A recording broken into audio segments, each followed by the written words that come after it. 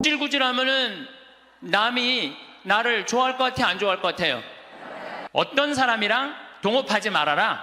첫 번째, 개인적인 욕심이 너무 강한 사람과 동업하지 마라. 딸, 정유라, 그 이상한 고등학교, 이상한 대학교, 비정상적으로 개인적인 욕심이 너무 강했던 사람이죠. 사명감이 없는 사람과 동업하지 마라. 사명감이 없는 사람. 여러분들, 만약에 내 친구가 대통령이야. 그럼 나는 목에 칼이 들어와도 이 5천만을 생각하라고 난 얘기할 것 같아. 그런 사명감 가질 것 같아. 내 친구가 대통령이라면은 내 개인적인 대통령의 힘을 빌려갖고 내 개인적인 욕심 안 채우고. 세 번째, 인간미가 없는 사람과 동업하지 마라. 부정적인 사람과 동업하지 마라. 인생에 원칙이 없는 사람과 동업하지 마라. 우리가 인생을 살면서는 원칙이 꼭 필요해요. 저는 어떤 원칙이 있느냐면 1 더하기 1은 2다. 이게 내 인생의 원칙 중에 하나예요. 무슨 얘기냐면 1억 드리고 1억 은행에 대출 받아갖고 2억짜리 아파트 사면 2억이야. 근데 우리는 무슨 생각해? 1억 내 돈 갖고 1억 대출 받아갖고 2억짜리 아파트 사면 10억 되길 바라잖아요. 그때부터 불행한 거예요. 그래서 나는 1 더하기 1은 10이 아니라 1 더하기 1은 2야. 욕심 부리지 말라는 거예요.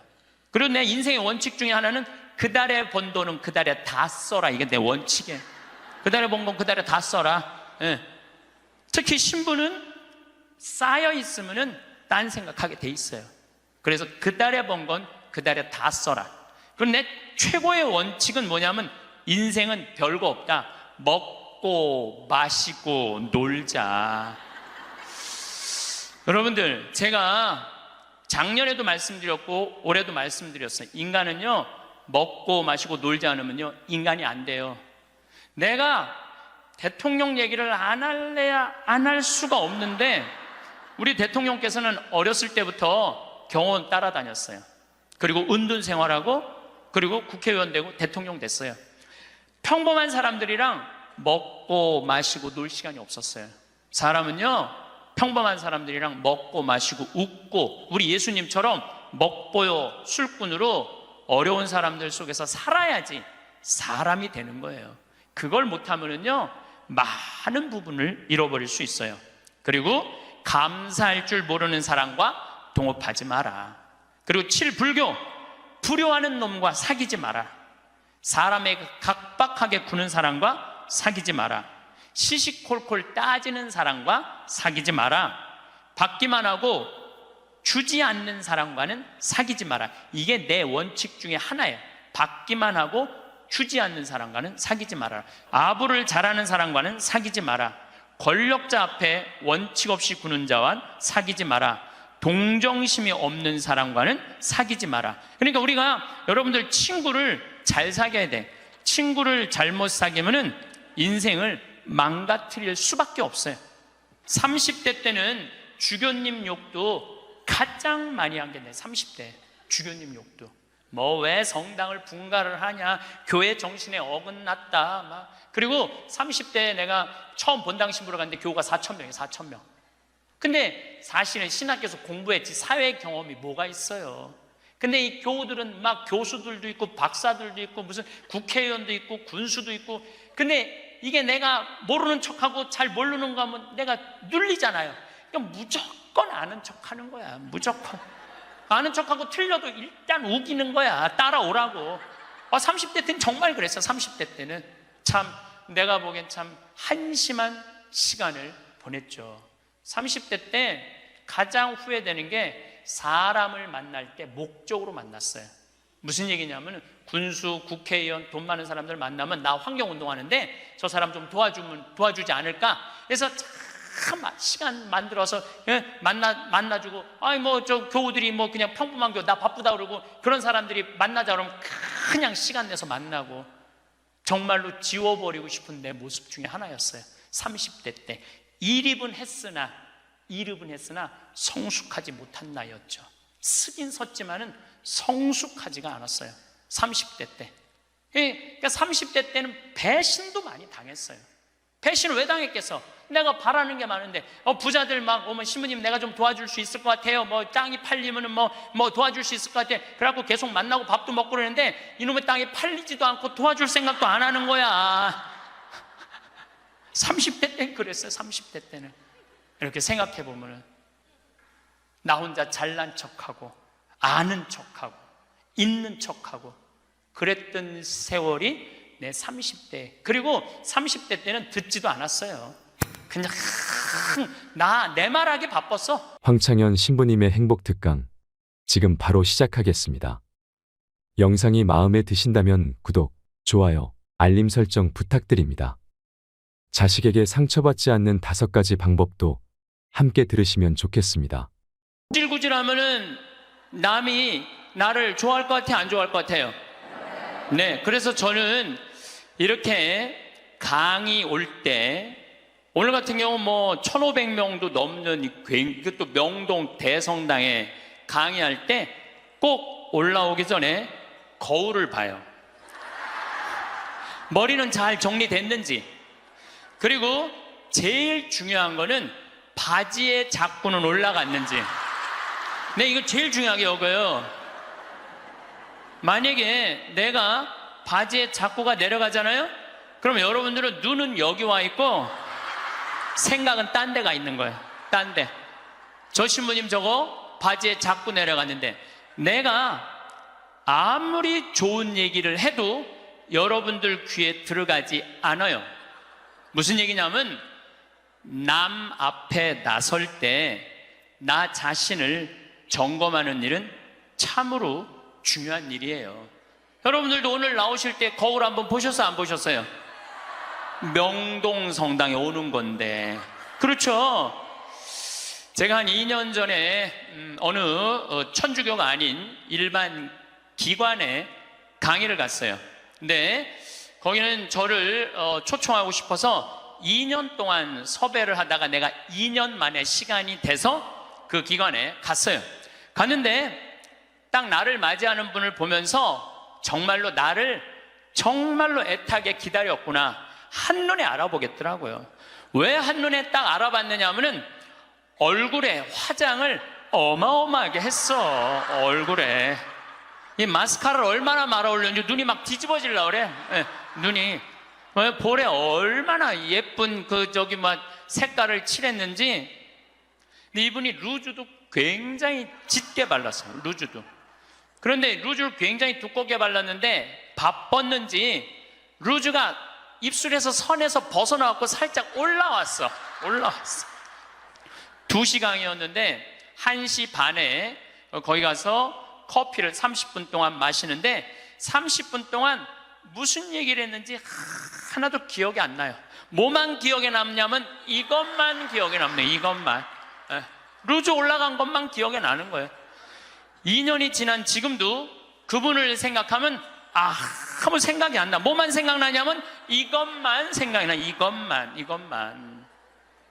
그분이 굉장히 그날은 그 지역 기관장들 초청 강의 날이었어요.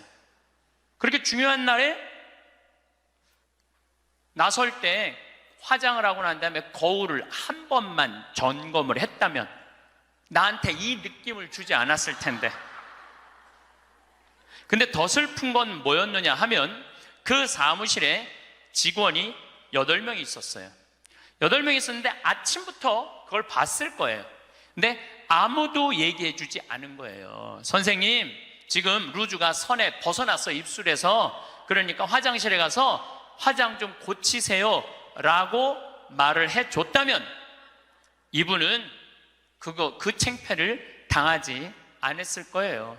우리는 인생을 살아가면서 내가 내 자신을 점검하는 일도 중요하지만 내가 나를 점검할 수 없다면 누가 나를 점검해 줘야 되냐면 친구가 나를 점검해 줘야 돼요. 그래서 여러분들 인생에는요 친구가 참으로 중요해요. 친구, 나를 점검해 줄 수 있는 친구. 내가 지금 제대로 살고 있나? 제대로 살고 있지 않는가? 옆에서 혼내주고 충고해 줄 친구가 필요하다는 거예요. 저는 신부로 살면서 뭐 좋은 신부들이 많죠. 네, 멘토가 3명이 있어요. 첫 번째 멘토 신부는 나보다 3살 나이가 많은 신부예요. 이분은 우리 수원 교구에 사회복지를 꽤 오래 하신 분이에요. 항상 장애자들하고 사시는 분이에요. 근데 이분하고 얘기를 하면은 굉장히 영성적이에요. 정말로 신비가들, 영성가들 이야기를 이렇게 해줄 때 이 신부님을 만나서 하룻밤 자면서 얘기를 하면은 하루 피정하는 기분이에요. 근데 하루는 평창 우리 생태마을에 하룻밤 저하고 이야기를 나누려고 오셨어요. 근데 갑자기 내 옷장을 딱 열어보시더니 제가 강의를 많이 하니까 양복이 많잖아요. 또 내가 한 번은 이렇게 양복이 이렇게 긴 거 이렇게 입고 방송에 나갔더니 할머니들이 신부님 저 긴 양복 입는다고 양복을 맞춰서 보내준 양복도 많아. 평창까지.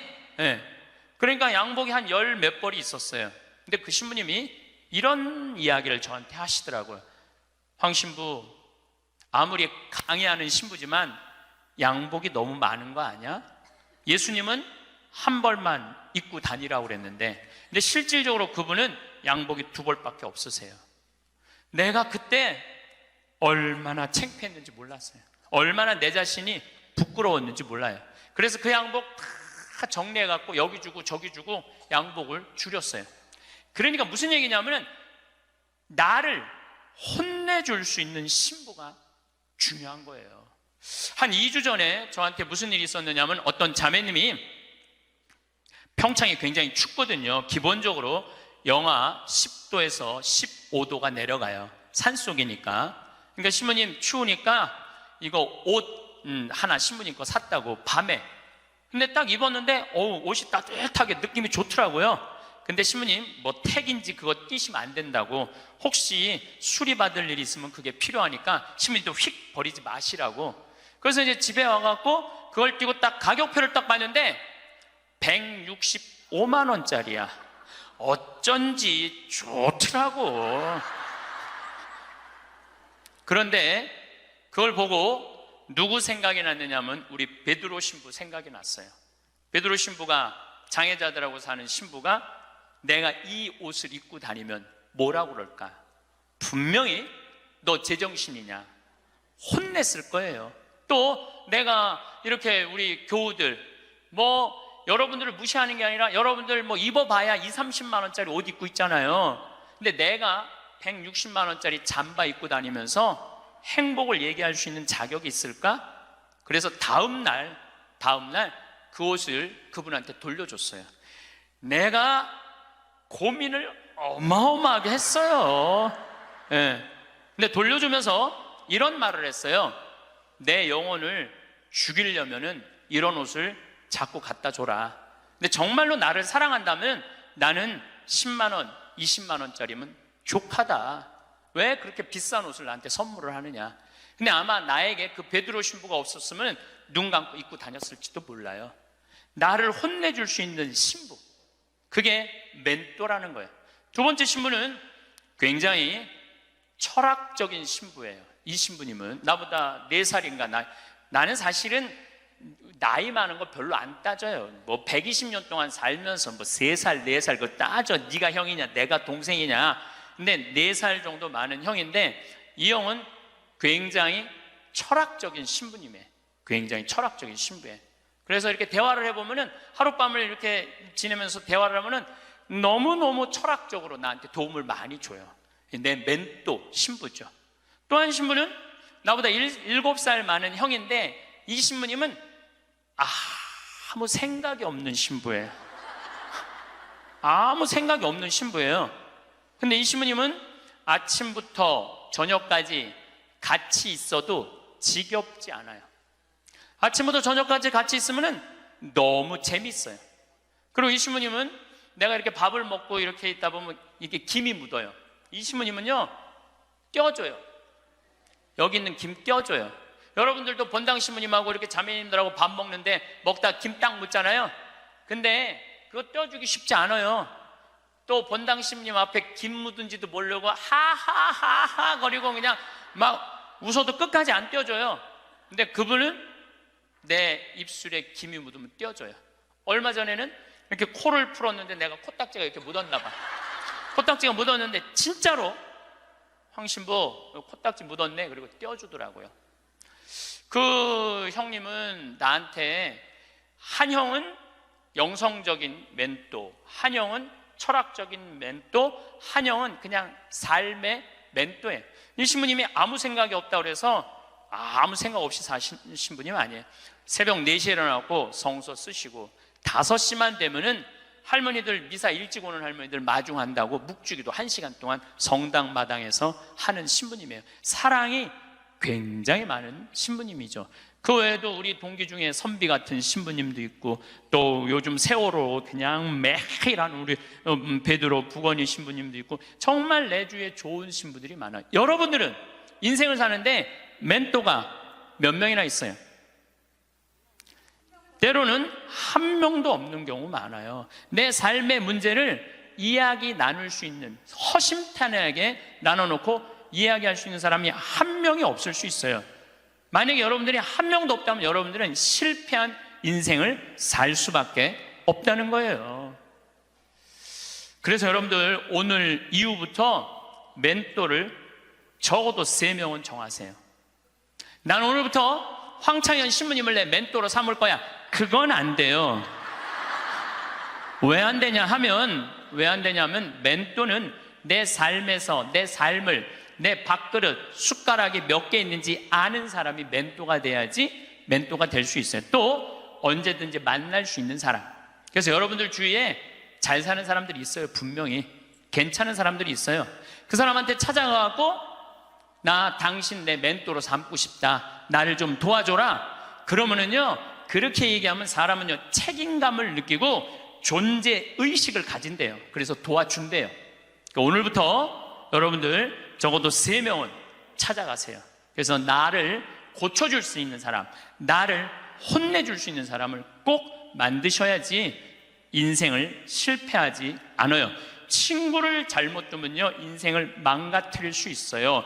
최순실 같은 친구를 두면요 인생 망가지는 거예요. 인생만 망가지는 게 아니라 나라도 말아먹을 수 있어요. 나라도 말아먹을 수 있어. 그래서 리카싱이라는 분은 중국의 최대의 갑부예요. 이분이 어떤 친구를 사귀지 말아라. 우리 이건희 회장님은 재산이 13조인데 이 리카싱은 재산이 30조야. 어마어마한 부자예요. 1년에 3천억씩 장학금을 내놓는 분이에요. 자기는 항상 이코노미 타고 다니면서. 대단한 분이죠. 근데 이분이 6불합 7불교라고 그래.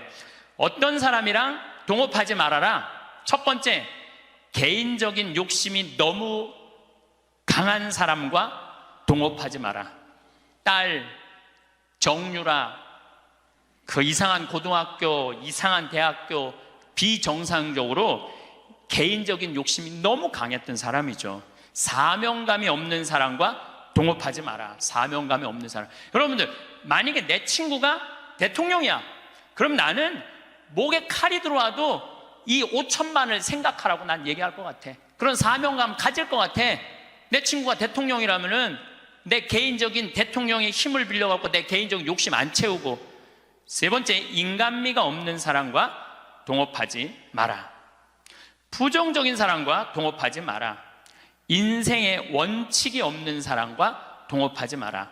우리가 인생을 살면서는 원칙이 꼭 필요해요. 저는 어떤 원칙이 있느냐면 1 더하기 1은 2다. 이게 내 인생의 원칙 중에 하나예요. 무슨 얘기냐면 1억 드리고 1억 은행에 대출 받아갖고 2억짜리 아파트 사면 2억이야. 근데 우리는 무슨 생각해? 1억 내 돈 갖고 1억 대출 받아갖고 2억짜리 아파트 사면 10억 되길 바라잖아요. 그때부터 불행한 거예요. 그래서 나는 1 더하기 1은 10이 아니라 1 더하기 1은 2야.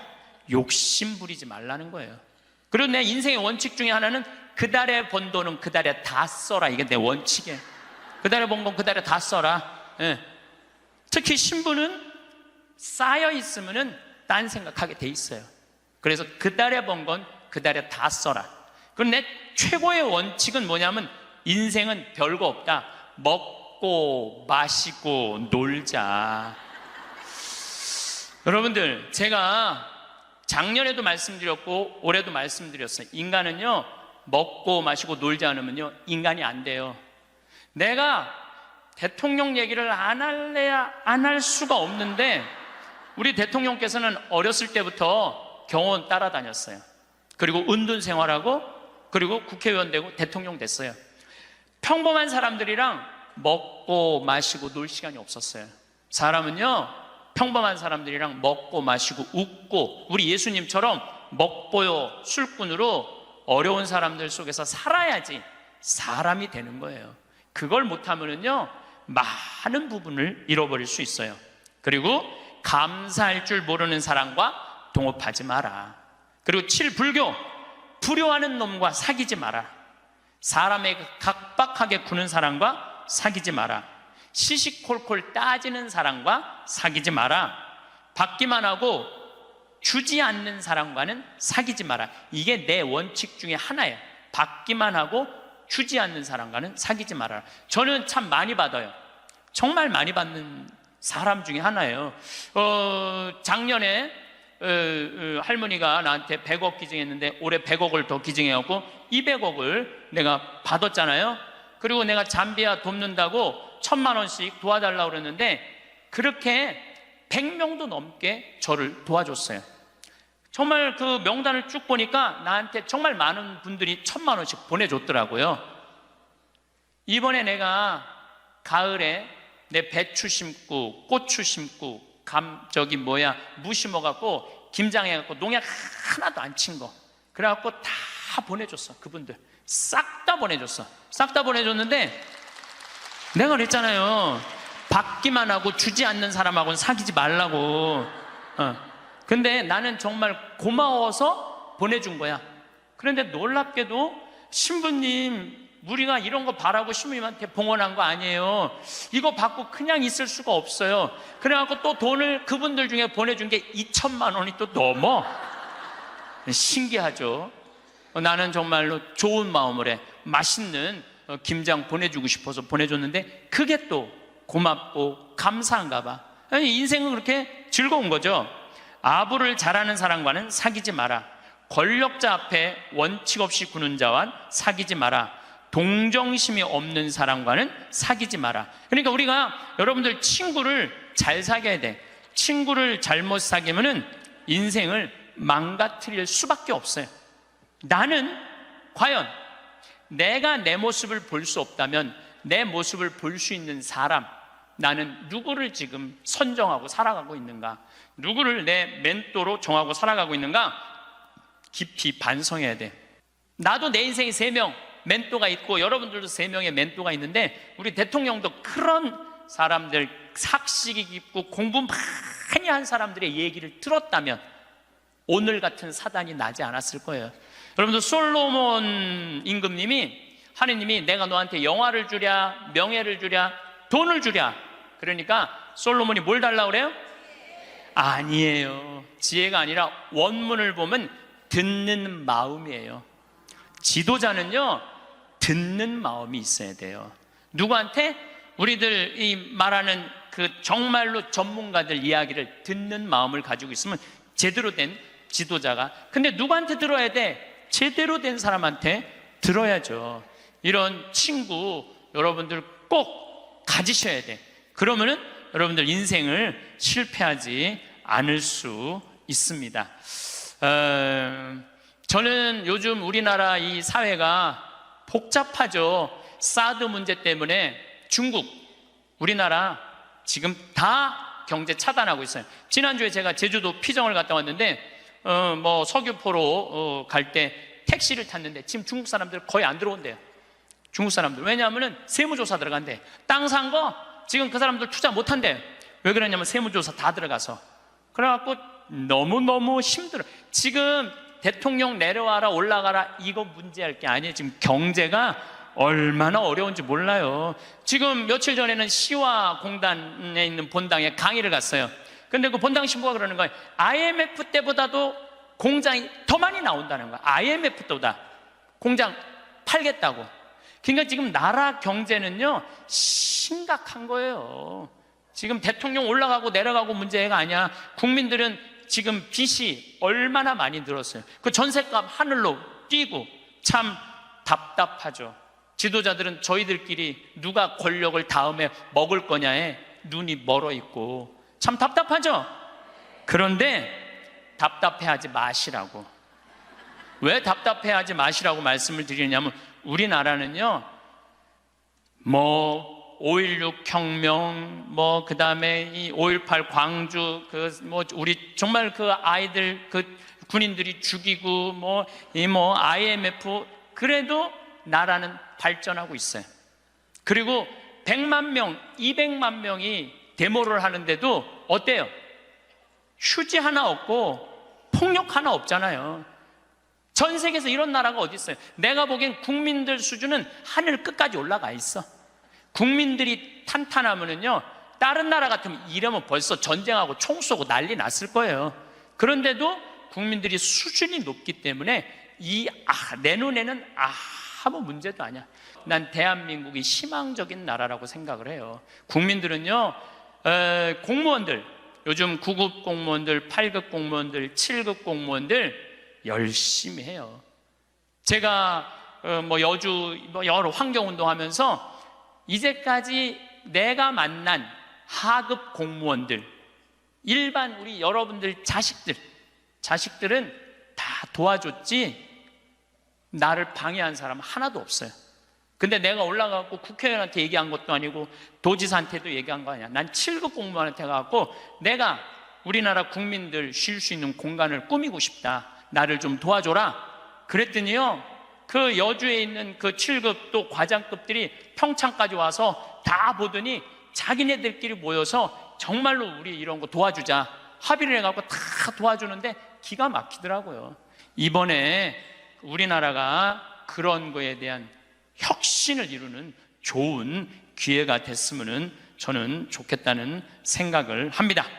어쨌든 다시 자신 껴안기로 돌아가서 소크라테스는 뭐라고 그랬죠? 너 자신을 알라고 그랬죠? 덴마크에 그 유명한, 갑자기 이름이 생각이 안 나는데 동화 작가가 벌거숭이 임금 안데르슨, 똑똑하시네. 덴마크의 안데르슨이라는 동화 작가가 있는데 벌거벗은 임금님 얘기를 해요. 벌거벗은 임금님, 이 임금님은 평상시에 뭐를 좋아하셨느냐면 옷을 입고 자랑하는 걸 참 좋아하셨어. 옷을 입고. 근데 그 사기꾼 둘이서 임금님을 찾아가요. 임금님, 내가 기가 막힌 천을 짤 줄 안다고. 기가 막힌 천을. 근데 이 천은 바보 눈에는 안 보인다고. 바보 눈에는 안 보인다고. 그래갖고 그럼 한번 짜봐라. 그래갖고 이제 돈을 받았어요. 근데 이제 이 사기꾼이 이제 배틀에다가 옷을 짜는데 임금이 가보니까 안 보여. 근데 분명히 뭐라고 그랬어? 바보 눈에는 안 보인다. 막 짜면서 임금님 이 천이 멋있지 않느냐고. 그러니까 임금이 뭐라 그래? 멋있다고. 멋있다고. 예. 신하들을 데리고 와갖고 신하들도 보여주라고. 이제 신하들이 와서 보니까 임금님이 멋있다고 그러니까 바보 눈에는 안 보인다니까 신하들도 뭐라 그래? 멋있다고 그래. 그래서 이제 한 일주일이 지나고 나서 임금님 옷 다 됐다고 입어보라고. 뭐가 보여야지 입지. 손 드시라고 그러니까 손 딱 들고 지금 들어갔다고. 잘 어울린다. 이쪽 손 드느라고. 이걸 또 멋있다고 퍼레이드를 하시라고. 그래갖고 임금님이 벌거벗고 퍼레이드를 하네. 온 국민들이 야, 우리 임금님 멋있다고. 왜? 바보 눈에는 안 보이니까. 근데 한 꼬마가 임금님 빨개 벗었네? 그렇게 얘기를 한 거예요.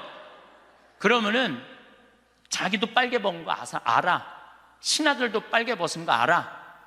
그런데 놀라운 거는 그 퍼레이드를 멈춰야 되는데, 여러분들 거기까지만 들었죠? 그 다음 얘기가 기가 막혀요.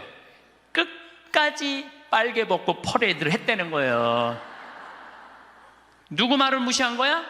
그 꼬마 말을 무시한 거예요.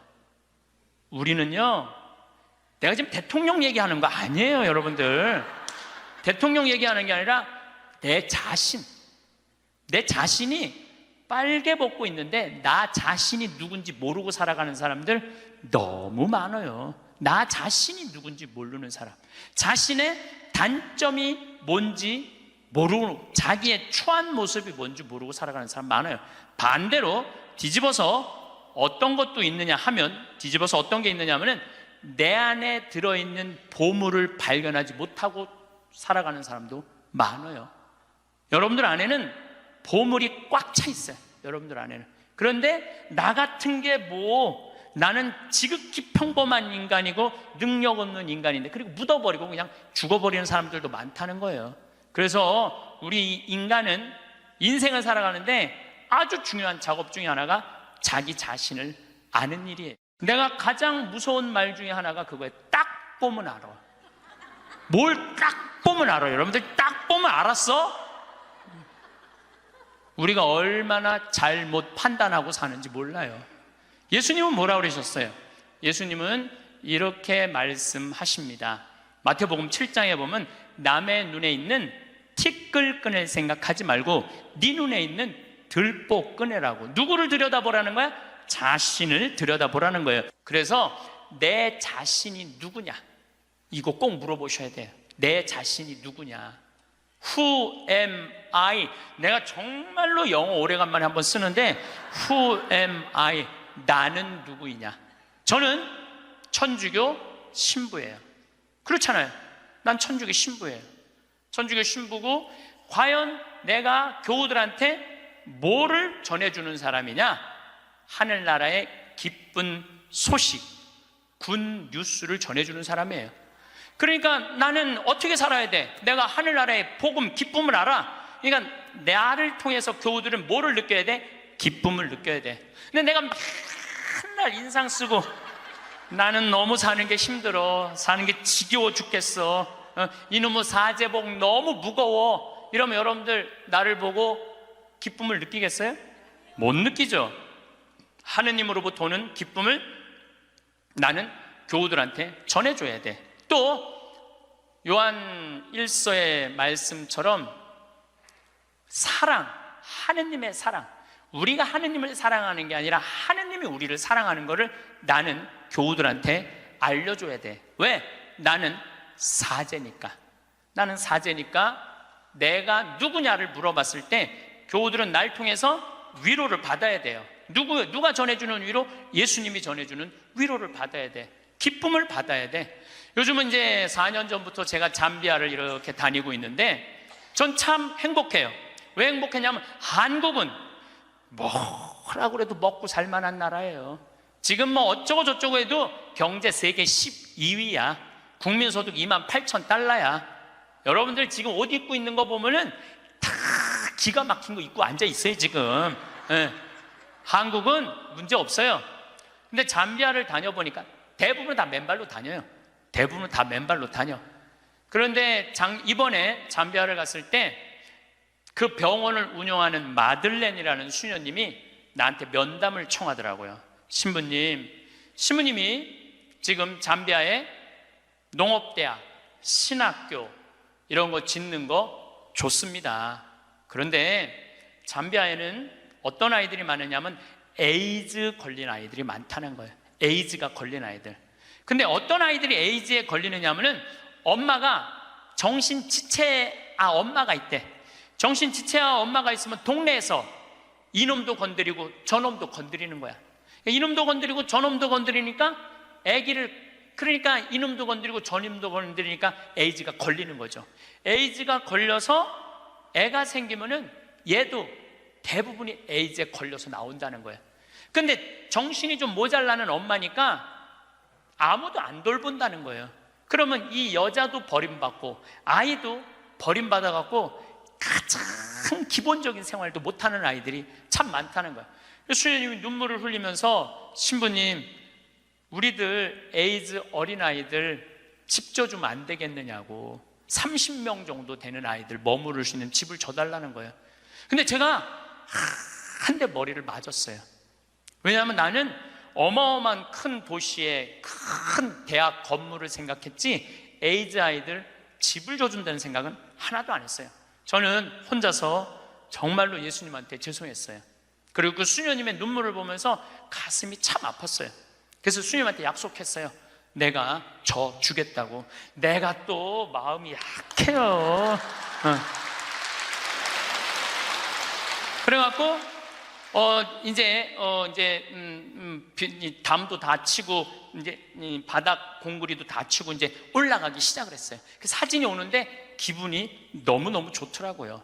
그러니까 내가 누구냐라는 질문을 하기 시작하니까 내가 어떻게 살아야 되는 답이 나오는 거야. 내가 누구냐. 작년에도 내가 요맘때 여러분들한테 이런 말씀을 드렸어요. 간호대학 짓는데 30명만 나를 1,000만 원씩 도와주면은 내가 간호대학을 짓겠다고. 근데 놀랍게도 3달 만에 30명이 돈을 보내줬어요. 1,000만 원씩. 근데 그 할머니들 중에 신부님 내가 평생 모은 돈입니다. 신부님 내가 자판에서 신발 팔은 돈입니다. 내가 이렇게 모은 돈입니다. 신부님 나도 인생을 살면서 한 번은 좋은 일을 하고 싶습니다. 성당 신축금도 1,000만 원 해봤던 적이 없어요. 저는 많이 해봐야 50만 원 100만 원인데 신부님이 잠비아에 간호대학 짓는다니까 할게요. 그래갖고 정말로 30명이 해갖고 간호대학을 다 져놨어요. 내가 오늘 여러분들한테 또 한 번 사랑을 실천할 기회를 드릴게요. 이번에는 30명도 아니야. 20명이야 20명. 우리 에이즈 이름은 라파엘의 집이에요. 치유 수호천사 라파엘의 집을 여러분들이 봉헌하면은 이제 내가 그분들 나중에 다 잠비아 데리고 갈 거야. 물론 비행기표 본인이 내야 되겠지만은 다 잠비아 데리고 갈 거야. 그래서 내가 낸 돈이 얼마나 귀하게 쓰여지는지. 그래서 나는 누구인가? 나는 천주교 사제로서 어떻게 살아가야 하는 게 답이 나와요. 내가 만약에 학교 교사야. 학교 교사면은 어떻게 해요? 나는 아이들한테 뭘 가르쳐 줘야 돼? 인생을 살아가는 방법을 가르쳐야 돼. 어떻게 살아야지 참답게 사는 방법을 가르쳐야 돼. 내가 누구냐라는 질문을 하면, 저는 중학교 1학년 때 세례를 받았어요. 그러면은 세례 받기 전에 저는 어땠느냐? 저는 초등학교 때 그 흔한 반장, 부반장 해봤던 적이 없어요. 우리는 초등학교 때 한 반에 70명이었기 때문에 줄반장도 굉장히 중요한 자리였어요. 근데 줄반장도 해봤던 적이 없어요. 저는 우등상도 타봤던 적이 없는 아이예요. 그야말로 볼품 없는 아이였어요. 성격은 어땠느냐? 우리가 4형제였는데 우리 집에 제가 막내였어. 막내니까 성격이 까칠했어요. 나 하고 싶은 대로 다 했어요. 그 형들도 누나도 다 봐주고, 아버지 어머니 좀 달랐지만은 내가 그 밥 먹다가 신경질이 나면은 숟가락 밥그릇 던지는 건 예사도 아니었어요. 그냥 던졌어. 그냥 그렇게 아주 까칠했어요 제가. 그런데 중학교 1학년 때 세례를 받으면서 나는 내 인생에 어마어마한 거울을 만난 거예요. 어떤 거울을 만났느냐면 예수 그리스도라는 거울을 만난 거예요. 예수 그리스도라는 거울을 비춰보니까 내가 남에 대한 배려도 할 줄 모르고 사랑도 할 줄 모르고 이해심도 없고 이기적이고 지랄 맞고 아주 볼품이 없는 인간이었어요. 그러면서 자꾸 나 자신을 들여다보기 시작했어요. 정말로 부끄럽더라고요. 더욱이 예수님은 그 어린 나이에 중학교 1학년 때 예수님이 십자가에 못 박혀 나를 위해서 돌아가셨다는 게 얼마나 나한테 감동적이었는지 몰라요. 감동적이지 않아요, 여러분들? 남도 아니고 나를 사랑하기 때문에 저 고통을 겪으신 예수님. 그런데 도대체 나는 뭐하고 살았느냐? 나 하고 싶은 대로 신경질 부리는 대로 다 부리고 집안 식구한테 땡깡 필 거 다 피고 남 함부로 판단하고 정말로 나 자신이 볼품이 없더라고요. 그래서 저는 저를 계속 들여다보기 시작했죠. 예수 그리스도라는 거울에. 그러면서 저는 15살에 사제가 되기로 결심을 해요. 내 인생이 너무 많은 영향을 미친 주님의 제자가 돼야 되겠다. 그래서 15살에 뜻을 세운 거죠. 공부하겠다는, 사제가 되겠다는. 지우학한 거예요. 공자님 말씀대로 15세이 지우학한 거예요. 뜻을 세운 거야. 내가 사제가 되겠다고 뜻을 세우고 나니까 내 인생에 대해서 고뇌하게 되더라고. 고뇌. 여러분들 인생에 고뇌해야 돼요. 소크라테스는 뭐라고 그러냐면은 자기 삶에 대해서 고뇌하지 않는 인간은 인간이 아니라고 그랬어요. 자기 삶에 대해서 내 삶이 지금 잘 살고 있느냐, 잘 살고 있지 않느냐 고뇌하지 않으면 그 삶은 가치가 없다고 그랬어요. 가치가. 여러분들은 지금 여러분들이 지금 살고 있는 삶이 가치 있어요, 가치 없어요? 고뇌해야 돼요. 내가 정말 가치 있는 삶을 살고 있는가. 제가 30에 31입이라고 그래요. 30에 신부가 됐어. 이제 뜻을 신부가 됐으니 얼마나 좋아. 그런데 내 인생에 가장 많은 실수를 저지른 게 30이에요 30대 때 나는 내 강의 때 핸드폰이 울리면 가만히 놔두질 않았어요. 미사할 때 핸드폰 울리잖아요. 이 거룩한 시간에 무식하게 핸드폰도 안 꺼놓고 분심 들게 한다고. 한 번은 이렇게 거양성체를 하는데 핸드폰이 울리더라고요. 딱 내려놓고 내가 뭘 했겠어요. 일주일에 한 번 거룩하게 기도 한번 해보겠다는데 그놈의 핸드폰을 안 꺼놓느냐고. 무식하게 남들 정신 산란하게. 근데 미사가 끝났는데 자매 하나가 와서 신부님 죄송하다는 거예요. 뭐가 죄송하냐니까 우리 남편 핸드폰이라는 거예요. 그래서 남편 핸드폰이면 남편이 와야지 왜 당신이 오느냐. 남편이 손이 없냐, 발이 없냐, 입이 없냐. 그랬더니 이 자매 하는 말이 신부님 우리 남편은 청각 장애자라는 거예요. 따라서 말도 못하는 거예요. 항상 진동으로 해놓는데 풀린 거야. 풀리고 난 다음에 자기도 모르고 아내도 몰랐던 거야. 너무 죄송하다고 신부님 미사 때 분심 들게 해서. 내가 그날 이후부터 지금까지 내 강의 때 핸드폰 울려도 한 번도 신경질을 부린 적이 없어요. 한 번도. 근데 30대 때는 그랬어요. 그리고 내가 지금 50이 돼 보니까 네 바지에서 울리는지 내 바지에서 울리는지도 모르겠더라고. 한 번은 춘천 수무숲 성당이라는 곳에 강의를 갔는데 막 강의를 시작하는데 핸드폰이 막 울리더라고요. 그래서 내가 얘기했죠. 나는 내 강의 때 핸드폰 울려도 한 번도 신경질을 부린 적이 없다고. 그런데도 계속 울리는 거예요. 기분이 싸해. 보니까 내 바지에서 울리는 거. 내 바지에서. 근데 만약에 내가 무식하게 핸드폰도 안 꺼놓고 강의하는데 남들 방해준다고 그러는데 내 바지에서 울렸잖아요. 그러면 나는 강의 못하고 그냥 가야 돼요. 그런데 30대 때는 보이는 대로 지적했어요. 교우들 잘못하면은 바로 그 자리에서 혼냈어요. 교우들 성체할 때도 여러분들 성체는 왼손이 올라와갖고 오른손으로 영해야 돼요. 그렇죠?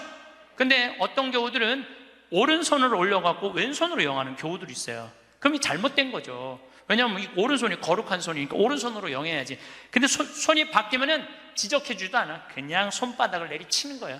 똑바로 하라고. 쫙 소리가 나잖아요. 그럼 뒤에 성체 영화로 나오는 교우들이 내가 굉장히 무서웠으니까 보면 어떻게 하고 나오느냐면 막 이러면서 나와요. 마지막에 와서 틀려 또 보면은. 30대 때는 정말 그랬어요. 30대 때는. 근데 40대 때는 생각을 해보니까 주부들이 손목 관절염 있는 주부들이 있어. 그러니까 이게 안 돌아가는 거야. 안 돌아. 그러니까 반대로 하는 거예요. 근데 30대 때는 그런 걸 몰랐어요. 그냥 원칙대로 하는 거. 원칙대로. 그러니까 손바닥을 내리치고 그 짓을 했죠. 참, 나는 30대 내 인생을 지워버리고 싶어. 그래서 40이 되면서는 이제는 왼손으로 올리든 오른손으로 올리든 상관하지 않아. 왼손으로 올리면 왼손에 영해드리고 오른손으로 영해드려. 근데 어떤 경우들은 헷갈리니까 그냥 이렇게 나오는 교우들도 있어. 그럼 내가 어떻게 하는 줄 알아? 그냥 정가운데다 영해드려. 정가운데다. 30대 때는 주교님 욕도 가장 많이 한 게 내 30대 주교님 욕도. 왜 성당을 분가를 하냐, 교회 정신에 어긋났다. 그리고 30대에 내가 처음 본당 신부로 갔는데 교우가 4,000명이에요. 4,000명. 근데 사실은 신학교에서 공부했지 사회 경험이 뭐가 있어요. 근데 이 교우들은 막 교수들도 있고 박사들도 있고 무슨 국회의원도 있고 군수도 있고. 근데 이게 내가 모르는 척하고 잘 모르는 거 하면 내가 눌리잖아요. 그러니까 무조건 아는 척하는 거야. 무조건 아는 척하고 틀려도 일단 우기는 거야. 따라오라고. 30대 때는 정말 그랬어. 30대 때는 참 내가 보기엔 참 한심한 시간을 보냈죠. 30대 때 가장 후회되는 게 사람을 만날 때 목적으로 만났어요. 무슨 얘기냐면 군수, 국회의원, 돈 많은 사람들 만나면 나 환경운동하는데 저 사람 좀 도와주지 않을까? 그래서 참 시간 만들어서 만나주고, 아이 뭐 저 교우들이 뭐 그냥 평범한 교우 나 바쁘다 그러고 그런 사람들이 만나자 그러면 그냥 시간 내서 만나고, 정말로 지워버리고 싶은 내 모습 중에 하나였어요. 30대 때 일입은 했으나 성숙하지 못한 나이였죠. 쓰긴 섰지만은 성숙하지가 않았어요. 30대 때. 그러니까 30대 때는 배신도 많이 당했어요. 배신을 왜 당했겠어? 내가 바라는 게 많은데, 부자들 막 오면 신부님 내가 좀 도와줄 수 있을 것 같아요. 뭐 땅이 팔리면은 뭐 도와줄 수 있을 것 같아. 그래갖고 계속 만나고 밥도 먹고 그러는데 이놈의 땅이 팔리지도 않고 도와줄 생각도 안 하는 거야. 30대 때는 그랬어요. 30대 때는 이렇게 생각해 보면은 나 혼자 잘난 척하고 아는 척하고 있는 척하고 그랬던 세월이 내 30대. 그리고 30대 때는 듣지도 않았어요. 그냥 내 말하기 바빴어. 내 말하기 바빴던 게 30대 내 인생이었죠. 30대는 무슨 일을 많이 할까? 일에 매달렸어요. 그래서 저는요 30대 때 일 많이 했어요. 빈병 모으기 운동을 했는데 한 달에 20만 병씩 모았어요. 20만 병씩. 그냥 막 일에 매달렸어요. 일에. 그리고 무슨 폐식용유 모아갖고 하면 막 경기도에 있는 아파트에 그냥 폐식용유 설치하고 막 트럭 5대 막 4대 해갖고 일에 매달렸어요. 일에. 그러니까 30대 때 내가 보니까 미쳐서 산 것 같아. 미쳐서. 근데 지금 생각해 보니까 지금은요 일에 안 매달려요. 일을 많이 하는 건 아무 의미가 없더라고요. 때가 되면 다 두고 떠날 거야. 일에 매달리면 행복하지 않아. 뭐가 행복하냐면 그냥 행복하면 돼. 오늘 행복하면 돼. 오늘. 그럼 일은 중요한 게 아니야. 오늘 행복해갖고 일이 되면 좋은 거고 안 되면 말고.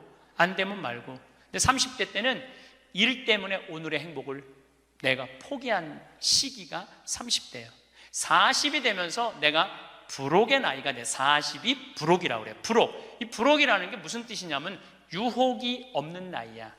흔들림이 없는 나이야. 의심이 없는 나이야. 40이 딱 되고 보니까 주교님들이 이해가 되더라고요. 주교님들이 우리 수원교구 신부가 500명인데 그 중에 잘 사는 신부들도 있지만 사고 치는 신부들이 얼마나 많아요. 여자 문제, 돈 문제, 교우들하고 싸우는 문제, 정말 복잡하겠더라고요. 그 500명의 신부들을 관리하려고 그러니 주교님들이 얼마나 머리가 아파요. 이해가 되더라고요, 주교님이. 그래서 내가 40살 이후에 그런 주교직이 얼마나 어려운 걸 이해하고부터는 주교님을 욕한 적이 한 번도 없어. 이날 이때까지. 이해가 되니까. 그리고 유혹이라는 게 뭐예요? 불혹이라는 게 뭐예요? 신앙에서도 별로 유혹받을 게 없어. 하느님에 대한 확신, 하느님이 이 세상에 오셨고 예수님 부활한 거에 대한 확신, 그리고 하늘나라 올라가셔서 우리 인생에 관여하고 있는 거에 대한 확신. 요즘 예수님 부활에 대한 확신이 왜 더 드느냐 하면은, 여러분들 예수님이 십자가에 못 박히기 전에 매질 당했다고 그래요. 채찍질. 그게 가죽으로 끝에 양뼈 조각, 쇠 조각이 있어요. 한 대 때리면은요 이 등에 살점이 다 묻어나고 뼈 조각이 다 드러나. 한 대 맞으면. 그래서 40대 이상 맞으면 죽는다고 그래요. 근데 예수님이 그 40대 39대를 맞았다는 거야. 그러니까 예수님 십자가에 올라가기 전 이미 이 피가 너무 많이 흘러갖고 등에 살점이라는 게 거의 없는 상태야. 그리고 십자가에 매달렸을 때 손바닥에 못 안 박아요. 손목에 박지. 왜냐하면 떨어지니까. 이건 찢어져서 금방 떨어지거든. 손목에 박으면 온갖 신경, 동맥, 정맥 다 지나가는 거야. 이 뼈가 양쪽에. 그리고 그 숨 쉬고 이러는 게 너무너무 힘들어갖고 숨이 막혀 죽는 거거든요. 근데 3일 만에 부활했잖아요. 3일 만에 부활을 했다고 3일 있다가 이제 계속 마리아 막달레나한테도 나타나고 베드로하고 요한한테도 나타나고 막 그러잖아요. 내가 보기에는 그 정도 맞았으면 3일 후에 부활하고 난 다음에 1년은 누워 있어야 돼. 그렇지 않아요? 1년은 내가 보기엔 어딜 돌아다녀. 근데 막 갈릴레아도 갔다가 막 여기도 갔다가 무슨 엠마오도 막 그러잖아요. 확실히 우리가 생각하는 것과 다른 모습으로 부활하신 거예요. 우리가 생각하는 거 완전히 다른 모습으로 부활하셔서 제자들한테 11번 나타나시거든요. 그러니까 나는 그런 미혹되는 게 없는 나이가 40이 돼서 참 좋더라고요. 40이 돼서 너무 좋았던 것 중에 하나가 돈에 대한 유혹이 없는 거야. 30대 때는 돈 많은 사람만 만나고 막 그랬는데 이제는 40이 되면서부터 다 소용없더라고. 보니까 돈 많은 사람 폰만 썼지 안 도와줘요. 진짜 소중한 분들은 누구냐면 바로 여기 계신 여러분들. 정말로 우리 생태마을에 후원하는 분들이 10,000명이거든요. 그분들 3,000원, 5,000원이야. 근데 그분들이 20년 동안 나를 후원해 줬는데 100억이 넘더라고. 그 후원도. 그분들이 나한테는 보물이라는 생각이 40대 들어서 생각이 나는 거야. 그러니까 지금은 부자가 오든 가난한 사람이 오든 폼을 쓰는 사람이 오든 폼을 안 쓰는 사람이 오든 아무 상관이 없어. 불혹이죠. 유혹받지 않는 거예요. 의심 가는 것도 없고 유혹받지 않는 거. 그러니까 마음 안에 미운 사람이 없으니까 뭐가 있냐면 평화가 있더라고. 평화. 근데 문제는 미운 놈은 하나도 없는데 마음에 안 드는 놈들은 너무 많아.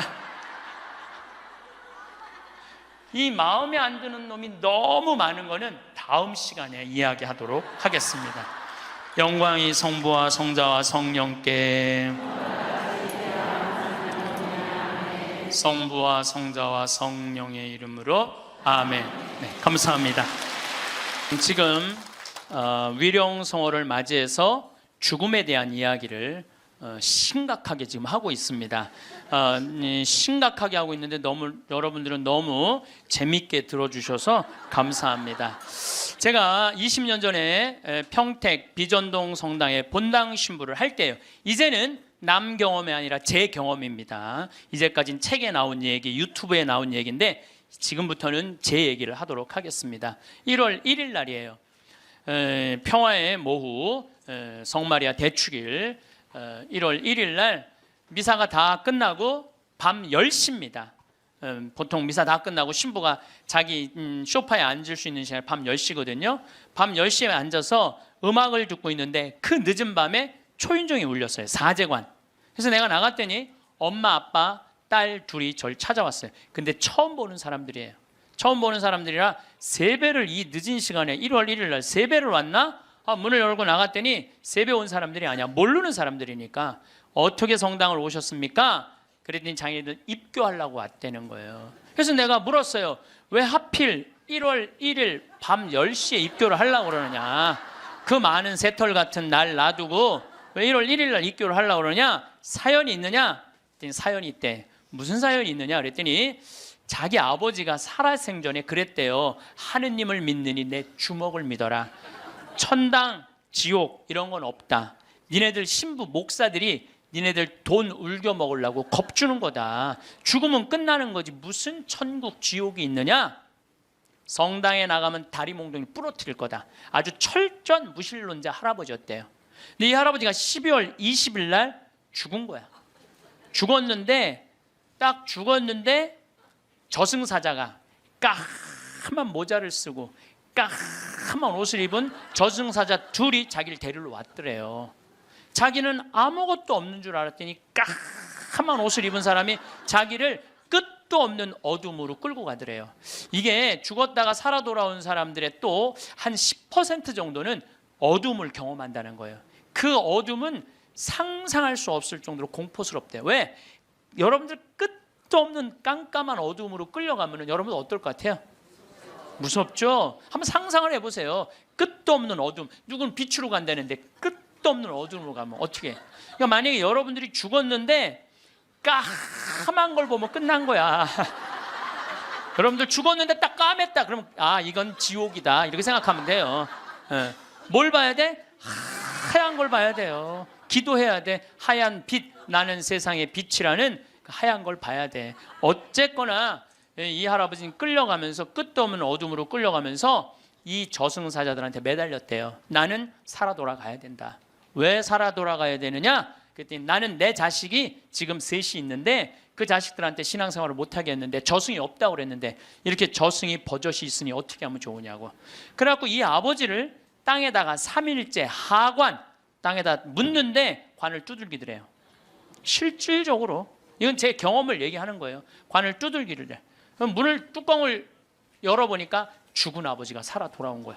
그야말로 죽은 아버지가 살아 돌아온 거야. 그야말로 죽은 아버지가 살아 돌아온 거예요. 여러분들 아까 내가 첫 시간에 계속 그랬죠. 죽은 아버지가 살아 돌아오면 믿을 텐데 그 죽은 아버지가 살아 돌아온 거야. 죽은 아버지가 살아 돌아와서 내가 죽었더니 저승이 있더라. 너희들 신앙생활 해라. 일주일을 살고 이 할아버지가 다시 죽은 거야. 그러니까 2번 초상을 치른 거죠. 2번 초상을 치르고 난 다음에 이 집안은 밤 10시에 날 찾아온 거예요. 그래갖고 우리 교리반에 등록을 해서 열심히 교리를 받고 한 번도 안 빠졌어요. 이 집 식구들은 열심히 교리를 하고 세례를 준 집이 있어요.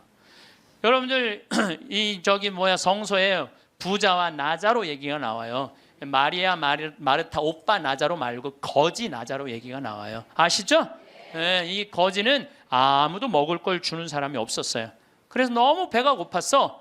그래갖고 사람들이 그 부자네 집에 갖다 놨어. 그래갖고 그 떨어지는 빵 부스러기라고 먹으려고 그랬는데 빵 부스러기도 둔 사람이 없는 거야. 오히려 내가 얻어 먹으려고 했더니 개가 와서 내 종기를 핥고 있었어. 나자로 종기를 핥고 있었어. 그래서 나자로도 죽고 그 부자도 죽었어요. 근데 이 부자가 죽어서 어딜 갔느냐? 지옥을 간 거야. 너무 목이 마려운 거야.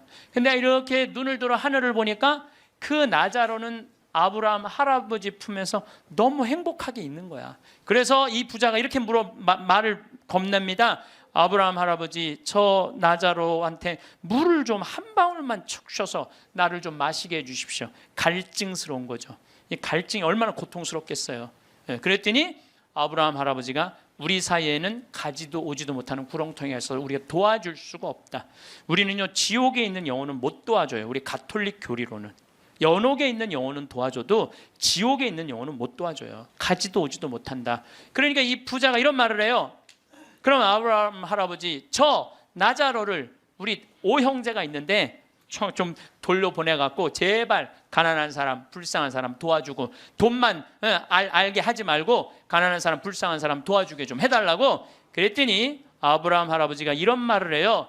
그들에게는 모세와 예언자가 있다. 그랬더니 이 부자가 기가 막힌 얘기를 해요. 모세 예언자 소용없다. 죽은 나자로가 가야 된다. 그 거지 나자로가 가야 된다. 우리들하고 똑같아요. 지금 많은 사람들은 천당이 어디 있어? 하느님이 어디 있어? 내가 죽은 아버지가 살아 돌아오면 내가 믿을 텐데.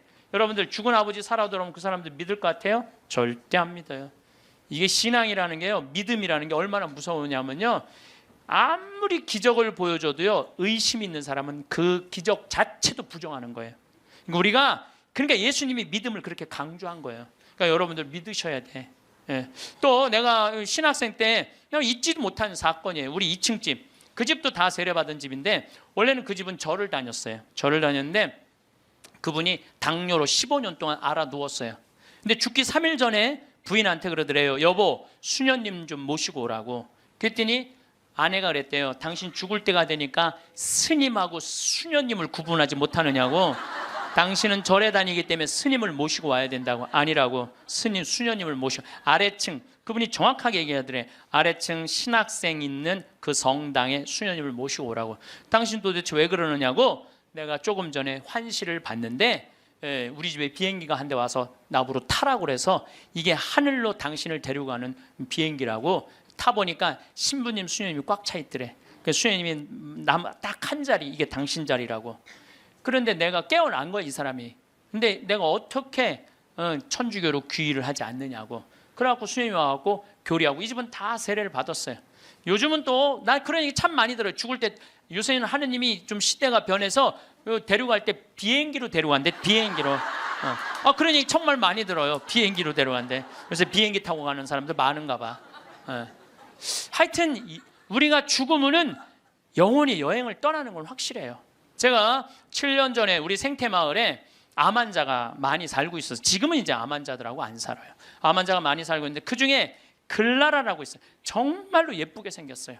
얼굴도 예쁘고 마음도 예쁘고. 우리 생태마을에 그 암이 걸려서 왔는데도 우리 생태마을에 물건 팔 일이 있으면 거기 가서 그 이쁜 얼굴로 물건을 파는데 참 예쁘더라고. 더욱이 나를 향한 마음은 더 이뻤어. 나를 향한 마음은 더 이뻤어. 근데 이 글라라가 폐암이 걸린 거야.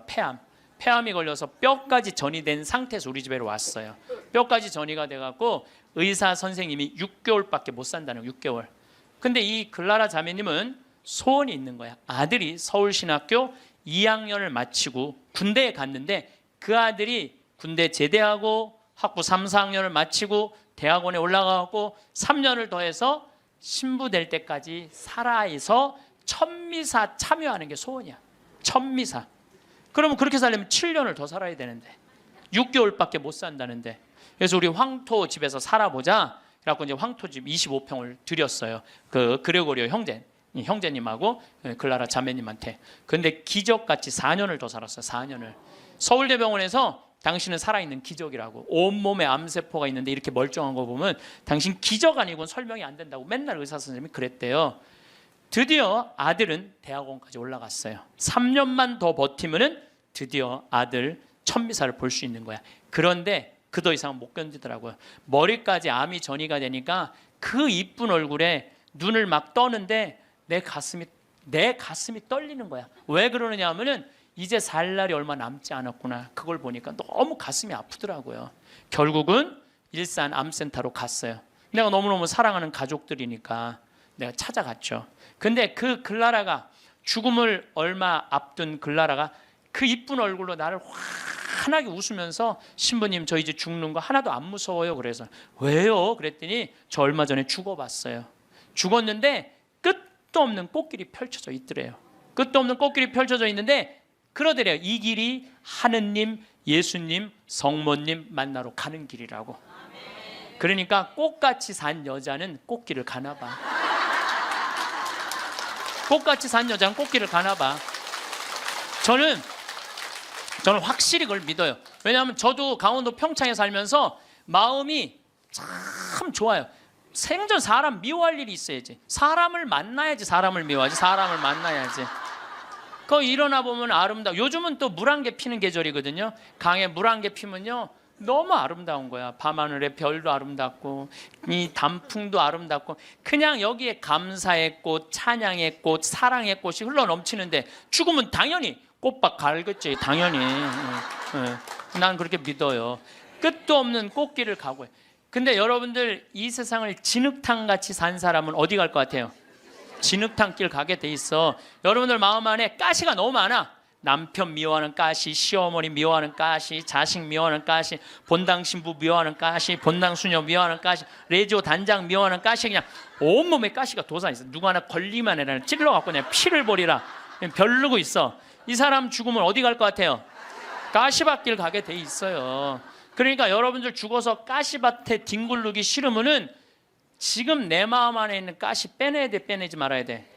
누구를 위해서?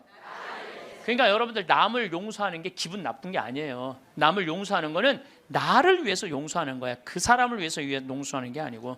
그러니까 다 가시를 빼고 마음 안에 사랑의 꽃, 용서의 꽃, 희생의 꽃, 감사의 꽃, 찬양의 꽃이 있어야 돼. 네, 뭐 여기 많은 교우들 중에 신부님 좀 미워서 죽게 자랑이 아니에요. 그게 나 곧 가시밭길 뒹굴로 준비돼 있어요. 그 얘기하고 똑같은 거예요. 끝도 없는 꽃길이 펼쳐져 있더래요. 너무 행복하더래요. 근데 이 집 첫째 아들이 신학생이고 둘째 아들이 안드레아라는 아이인데 그 딸이 또 하나 있어요. 근데 이 둘째가 너무너무 괜찮은 애야. 엄마 아빠는 우리 생태마을에 와서 4년을 살았지. 이 형은 신학교 들어가 있지. 여동생 밥을 고등학생, 수험생 얘가 다 해주는 거야. 대학생이 자기 대학 다니면서. 또 내가 서울교구 서울 이 강남에 사는데 서울 금본당에 강의 오고 물건 팔러 오면은 또 신부님 오신다고 그 젊은 남자아이가 와서 물건 다 파는 거야. 그리고 야 밥 사줄게 그러더니 신부님 동생 밥 해줘야 돼. 그리고 얼마나 괜찮은 애예요. 근데 얘가 군대 가서 뭘 배웠냐면 심폐소생술을 배워둔 거야. 엄마가 이제 자다가 죽은 거야. 자다가 죽어서 이제 남편도 엄마 이제 죽었다 다 포기를 했는데 얘는 포기를 안 한 거야. 심폐소생. 엄마는 꽃길을 가고 있는데 이놈은 죽지 말라고 심폐소생술 한 거야. 살려낸 거야. 살려냈어요. 네. 살려내갖고 엄마가 살아난 상태에서 내가 한 번 더 본 거죠. 그래서 이제 병원에 이제 간 거니까. 그래서 글라라 자매가 그러더라고요. 신부님 저 이제 죽는 거 하나도 무섭지 않아요. 이게 주님께로 가는 영광스러운 길이 바로 죽음이에요. 그러더라고요. 네. 그래서 내가 글라라 씨한테 그랬어요. 글라라, 이제 걱정하지 마라. 아들 천미사는 내가 하늘이 두 쪽이 나도 내가 땅에서 참여하고 글라라는 하늘에서 참여하고 그렇게 하자. 그리고 한 달 후에 글라라는 세상을 떠났어요. 그런데 그 아들이 이번에 서품을 받았어요. 그런데 문제는 그 아들 서품 받을 때 나는 하와이 해외 강의 중이었어요.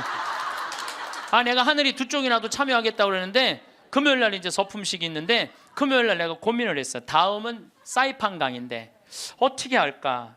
이게 내가 약속을 하긴 해야 되는데 하늘이 두 쪽이나도 내가 참여하겠다. 분명히 하늘에서 지켜볼 텐데 내가 하늘을 안 믿으면은 내가 그냥 껴먹을 약속을 껴먹어도 되는데 분명히 하늘나라에서 지켜볼 텐데 그 이쁜 글라라가 볼 텐데 그래서 내가 사이판 강의 옆에 한 두세 시간 가면 그걸 포기를 하고 다시 새벽에 한국에 들어왔어요.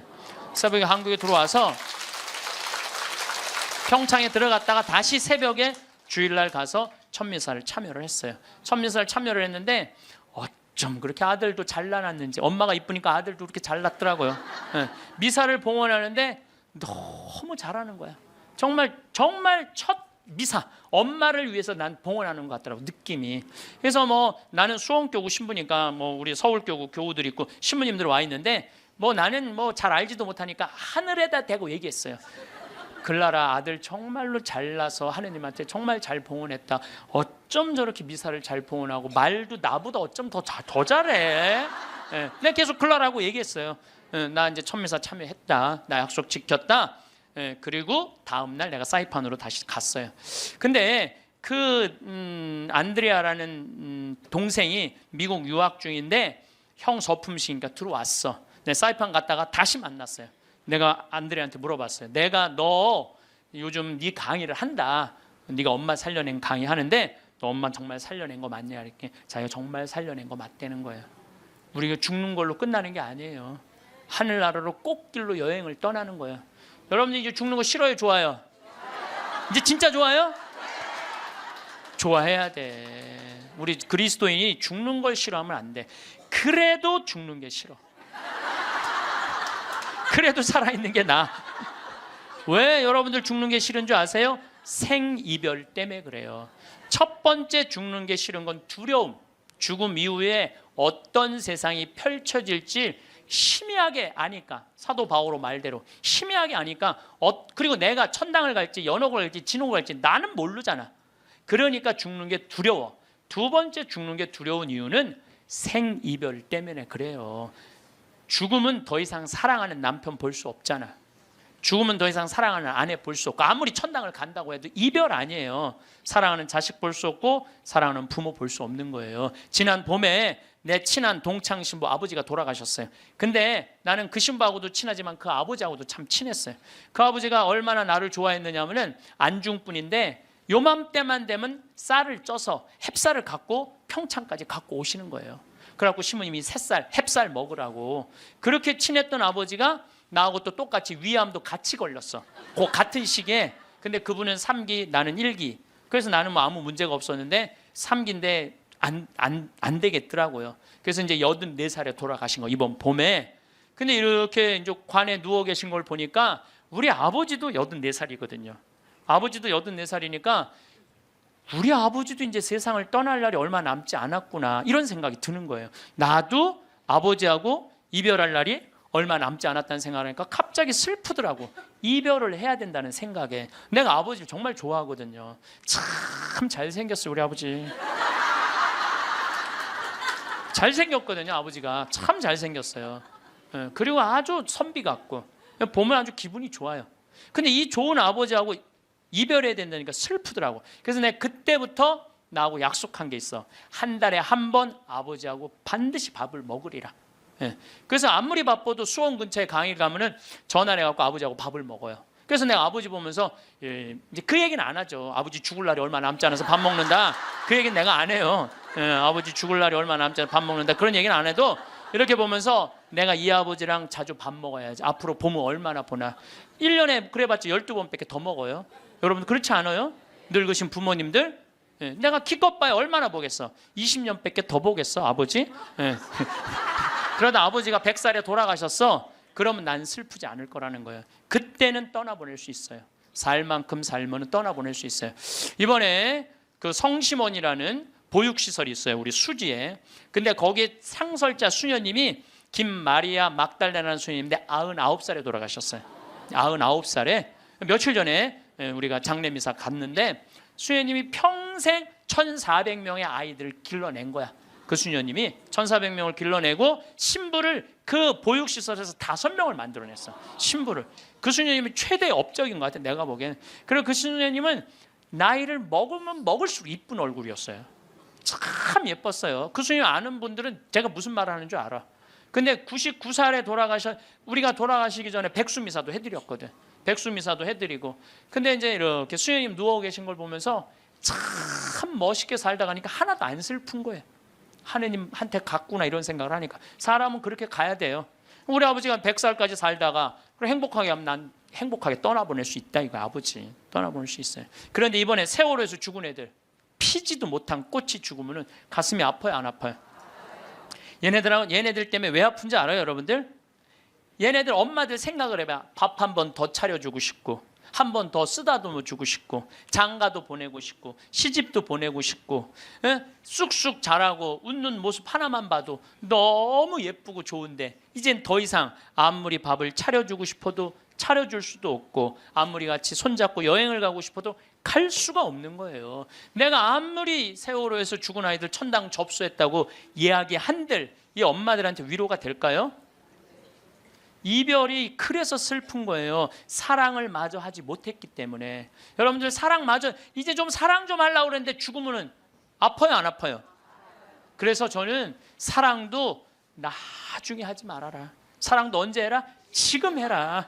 죽고 난 다음에 울며 불며 통곡하지 말고. 여러분들 주위에 있는 사람들 어떻게 다 소중한 사람들이에요. 지금 사랑해야 돼. 나중에 사랑. 그 어떤 아버지가 단식하고 막 그러면서 그 아이한테 해주지 못한 게 너무 가슴 아프다고 그러잖아요. 죽고 난 다음에 후회하지 말라는 거예요. 옆에 지금 얼마나 소중한 사람들이 있는데 그 소중한 사람들한테 함부로 대하냐 이거예요. 내가 본당 신부할 때도 60살 먹은 엄마가 죽었어. 40살 된 놈이 와갖고 울며 불며, 생전 찾아오지도 않던 놈, 뭐 4년 5년 한 번도 안 찾아온 놈이 울며 불며 이런 말해요. 왜 죽느냐고. 조금만 더 살면 내가 효도할 텐데. 그 자식은요, 엄마 80에 죽어도 그때 와서 뭐라 그래? 왜 벌써 죽느냐? 좀만 살아도 내가 효도할 텐데. 지금 효도하지 못하는 자식은요, 나중에 절대 효도 못합니다. 여기 지금 60, 70 되신 분들, 지금 40, 50 된 자식들 나중에 효도할 것 같아요? 점점 못합니다. 지금 못하는 자식은 나중에도 못하는 거예요. 그러니까 여기 지금 40, 50 되신 분들, 30 되신 분들, 내가 부모님한테 나중에 효도해야지. 어린 반푼어치도 없어요. 지금 하지 못하면 나중에도 못하는 거예요. 사랑도 마찬가지고 지금 해야 돼. 죽고 나서 울며 불며 아이고 불쌍해서 어떻게 해. 사랑도 마저 못했는데 그러지 말라는 거예요. 그래서 이별이 슬픈 거예요. 오늘은 제가 영상을 준비하면서도 참 마음이 먹먹했습니다. 제 자식 생각도 많이 하게 되었는데요. 자녀들의 노예가 되어서 벌벌 떠는 부모가 늘고 있습니다. 나이가 들수록 피하고 싶어도 피할 수 없고 꼭 마주해야 할 문제들이 있습니다. 영상을 보시면서 부모와 자식 그리고 형제들의 관계를 떠올려 보시고 돈과 관련해서 은퇴하는 부모가 어떤 선택을 하는 것이 좋을지 충분히 고민해 보시길 바랍니다. 자식에게 상처받지 않고 살아가는 5가지 방법도 함께 들으시면 좋겠습니다. 등잔 밑이 어둡다는 말도 있듯이 핏줄이라는 인연이 돈과 관련해서 어떤 변화를 일으킬 수 있는지 생각해보는 시간이 되었으면 좋겠습니다. 원시 불교의 경전 아함경에 이런 이야기가 실려 있습니다. 어느 이른 아침에 부처님께서 탁발하시려고 마을로 들어가셨다가 늙고 쇠약한 어떤 노인이 지팡이에 몸을 의지한 채 구걸하는 모습을 보고 물었답니다. 어찌하여 늙고 쇠약한 몸인데도 거리에서 구걸을 하고 계십니까? 라고요. 그랬더니 구걸하고 있던 노인이 하는 말이 아들을 키워서 며느리를 맞아들이고 자식에게 재산을 물려주었더니 늙은이는 더 이상 필요 없다고 쫓아내는 바람에 이제 의지할 곳도 없는 처지라서 이렇게 걸식하고 있습니다 하더랍니다. 그 말을 듣고 있던 부처님은 그 노인에게 부처님의 공덕을 찬탄하는 교리가 기록된 개송을 일러주면서 많은 사람들이 있는 곳에서 그 개송을 나누라고 하였습니다. 어차피 의지할 곳도 없는 구걸 노인은 부처님이 시키는 대로 여기저기 돌아다니면서 사람들에게 개송을 전하기 시작했습니다. 나는 아들을 낳았다고 기뻐했고 그 아들을 위해 애써 재산을 모았으며 아들을 위해서 며느리를 들인 후에 재산을 물려주었는데 결국은 집에서 쫓겨나게 되었다네. 마을에 어떤 불황한 자식이 늙은 아비를 등지고 버렸으니 얼굴은 비록 사람이지만 그 마음은 나차락귀라네. 늙은 말은 쓸데가 없다고 하여 보리껍질 먹이까지 빼앗아 버리듯이 젊은 자식이 늙어 힘없는 아비를 쫓아내니 늙은 아비는 거리를 떠돌면서 구걸하네. 내가 늙어 지팡이에 의지하게 되고 보니 자식이란 지팡이보다도 못한 것, 자식이 귀하다고 사랑만 할 것 아니라오. 지팡이는 소나 개를 막아주고 험한 곳에선 나를 지탱해주며 가시덤불도 헤쳐가게 해주니 말없는 지팡이가 못된 자식보다 훨씬 낫다오. 이 이야기를 들으니 무슨 생각이 드셨나요? 핏줄이라는 이름으로 된 빨대는 늘 면죄부를 얻습니다. 사람들은 핏줄이라고 말하면서 이렇게 해야 한다, 저렇게 해야 한다를 규정합니다. 어쩌면 우리는 핏줄이라는 것만으로도 감동받아야 한다고 교육되어 온 것일지도 모릅니다. 핏줄조차 이미 단맛의 빨대들로 맺어져 있다는 것을 아는 사람은 많지 않습니다. 빨대가 견딜 수 없을 정도의 매운맛이라면 핏줄이라는 것도 소용이 없구나 하는 순간이 올 것입니다. 하지만 사람들은 이것을 사랑이라고도 부릅니다. 사랑이 빨대로 둔갑했지만 핏줄이기 때문에 그냥 사랑인 줄로만 아는 것입니다. 20이 넘은 40대의 자식조차 핏줄이므로 늙어가는 아비에게 빨대를 꽂아도 당연하다고 여기는 것이 흔한 일이 되었습니다. 요즘 사회적으로 많이 다뤄지는 문제들 중 하나가 부모와 자식 간의 관계를 돌아보게 만드는 일입니다. 실제로 자식에게 꼼짝 못하고 하루하루를 눈물만 흘리며 사는 부모가 해마다 늘고 있습니다.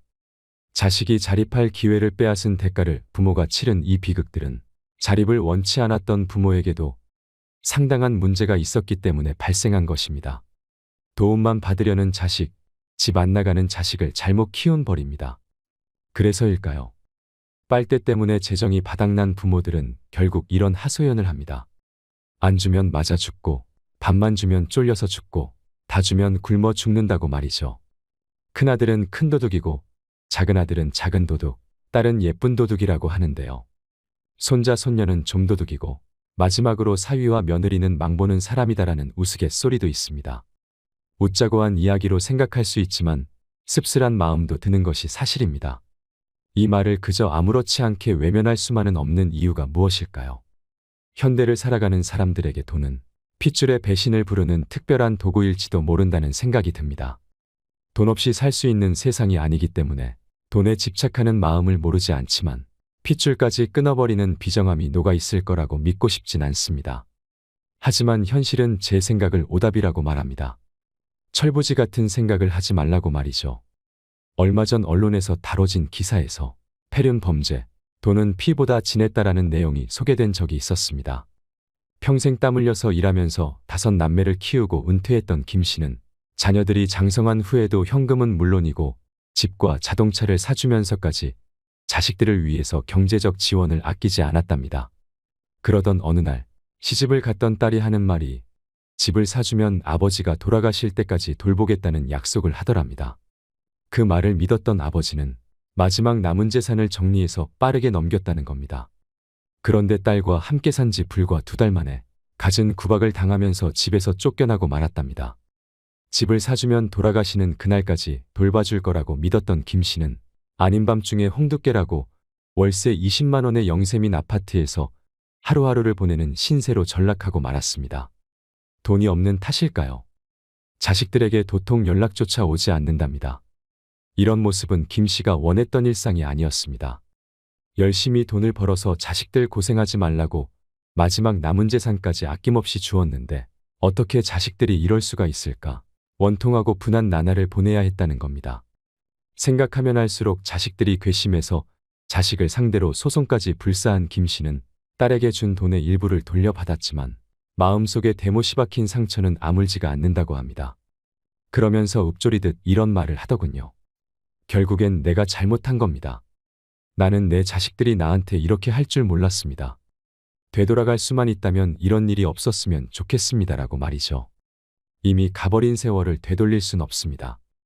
어떤 선택을 하였든지 그 결과는 언제나 자신이 감당해야 할 몫이 되고 맙니다. 이번 사건을 접할 때마다 핏줄도 믿을 수 없다면 무엇을 믿고 살아야 하는 건지 혼란스럽기도 합니다. 자신의 핏줄을 물려받은 자식들에게 배반당하는 슬픔이 어떤 감정인지 헤아릴 순 없지만 그 어떤 아픔이 이보다 아플 수 있을까요? 물론 모두가 그렇지는 않을 것입니다. 그래도 자녀를 키우는 부모라면 경제적인 면에서 자녀와의 관계 설정을 분명히 해둘 필요가 있을 것 같습니다. 사랑이라는 이름으로 경제적 지원을 아끼지 않는 것이 해피엔딩으로 끝나야 하는데 실상은 반대로 끝나는 일이 적지 않으니까요. 요즘 아이들 중에는 친구와 싸우면 우리 집 돈 많아 이렇게 말한다고 합니다.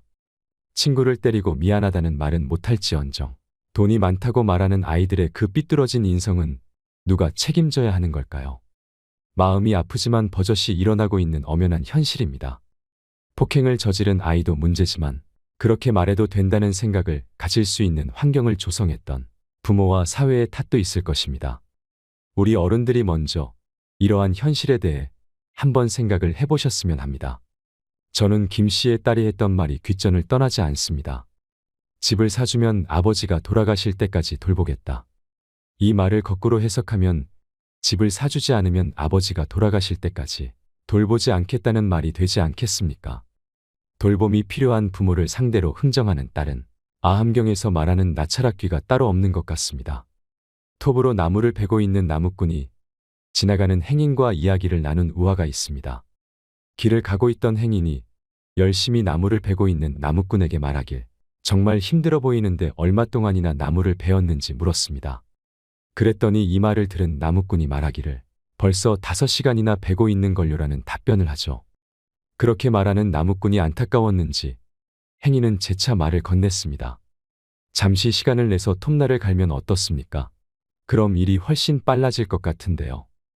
행인의 말이 끝나기가 무섭게 나무꾼이 답합니다. 나에겐 톱날을 갈 수 있는 시간이 없습니다. 톱질하느라 너무 바쁘거든요. 바쁘다는 이유로 톱날을 갈지 않은 나무꾼은 무엇이 중요한지도 모르고 코앞에 닥친 일만 하는 무지한 사람 아닐까요? 등잔 밑이 어둡다는 말은 이럴 때 쓰는 말일 것 같습니다. 조금만 고민하면 알 수 있는 해결책을 바쁘다는 이유로 묵살하는 나무꾼이 알맞은 사고를 했다고 볼 수 있을까요? 돌다리도 두들겨보고 건너라는 말처럼 아무리 자식을 사랑해도 돈과 관련해서는 신중할 필요가 있다고 생각을 합니다. 자식을 향한 지원을 무조건 끊는 것이 무조건 옳은 생각이라고는 할 수 없을 것입니다. 그럼에도 불구하고 이런 말씀을 드리는 이유는 돈 앞에서 핏줄도 무너지는 일이 다반사로 일어나고 있기 때문입니다. 다른 건 몰라도 자녀를 위한 경제적 지원은 거리를 두고 신중하셔야 합니다. 자녀들이 스스로 독립하고 홀로 설 수 있는 자립심을 길러주는 것이 자녀를 더 훌륭하게 키우는 방법이라고 생각합니다. 제가 앞서 말씀드린 사례가 모든 부모와 자녀에게 적용되는 일은 분명히 아닐 것입니다. 그렇다고 해서 흘려버릴 이야기도 아니라고 생각합니다. 부모의 노후 40년을 책임질 수 있는 자녀들이 많지 않습니다. 제 목구멍이 포도청인 자녀들도 많습니다. 그러므로 부모 스스로 노후 40년을 책임질 수 있는 전략이 필요합니다. 40대, 50대를 넘어 노후 준비를 할 수 있는 기간을 허비하지 마시길 바랍니다. 제가 질문을 하나 해보겠습니다. 노년에 외롭고 쓸쓸할 때 재혼을 하려 마음을 먹는다면 자식들이 반대할까요? 찬성할까요?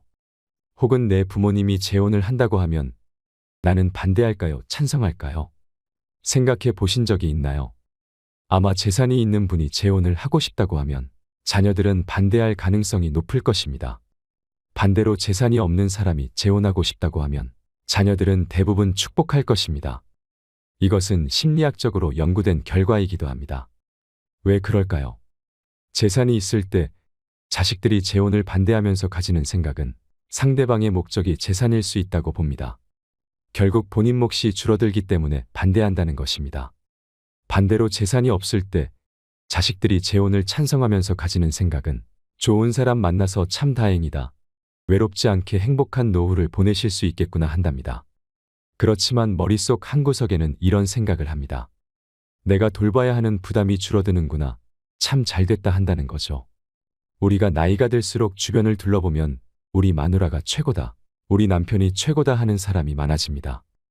젊었을 때 아무리 친구가 최고다 했던 사람들도 결국 가족밖에 없구나 하게 되는 것입니다. 10명의 효자보다 배우자가 더 낫다라고 하는 말도 있는데요.